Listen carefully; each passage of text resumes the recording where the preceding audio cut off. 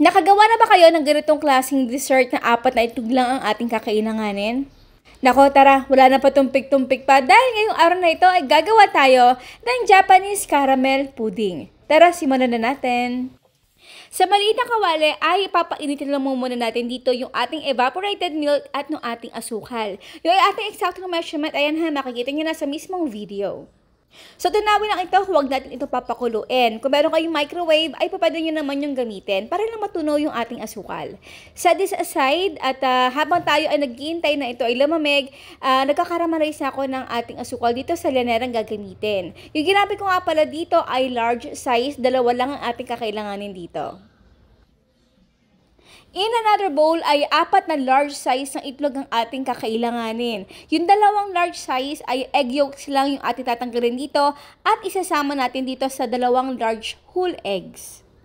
Salt at vanilla essence nalagay din ako dito. At para naman sa ating paghalo, yung gagamitin nating whisk dito ay dapat stroke lang na dahan-dahan at hindi talaga ako umaangat para hindi tayo mag-create ng bubbles dito.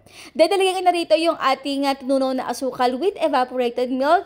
Again, haluin itong maigi, pero again, hindi natin dapat iaangat yung ating whisk. I-strain natin ito ng 2 beses.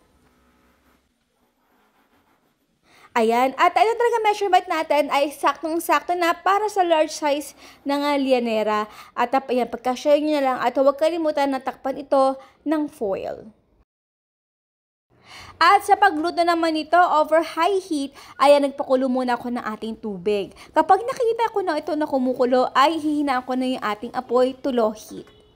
Tsaka ko lang dito isasalang yung ating dalawang Japanese caramel pudding at i-steam lang ito ng 20 to 25 minutes. Huwag munang tatanggalin yung ating foil dito ha, at kailangan ay nasa room temp lang ito for at least 1 hour. Then tsaka ito ilalagay sa ref hanggang sa mag-set. At nga pala dapat jiggly pa yung consistency ng ating dessert. At syempre gusto ko rin ipakita sa inyo yung kanina na ginawa natin na oversteam ko talaga siya. So ito ay na-steam ko na mga 40 minutes at makikita nyo naman sa consistency nito ay tumigas talaga at napakalaki talaga ng mga bubbles na nangyari. At after natin mapalamig yung ating pudding, ayan talaga napaka-smooth ng ating dessert at kailangan na talagang ito ay malamig at mas maganda kung ito ay ilalagay sa ref overnight. Oh, di ba? Napakaganda.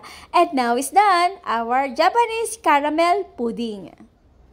Aba, syempre, bago tayo magtikiman portion, ang tanong ni Mami Shirley, ilang itlog bale ang ginamit natin dito sa paggawa ng ating napakasarap na dessert? Syempre, ang inyong sagot sa comment box section. O, diba? Napakadali at talaga namang pasok sa budget itong dessert na ito. So, yan po guys. Maraming po salamat sa inyo lahat ng ating outro. Keep safe, be healthy, and be happy. Bye!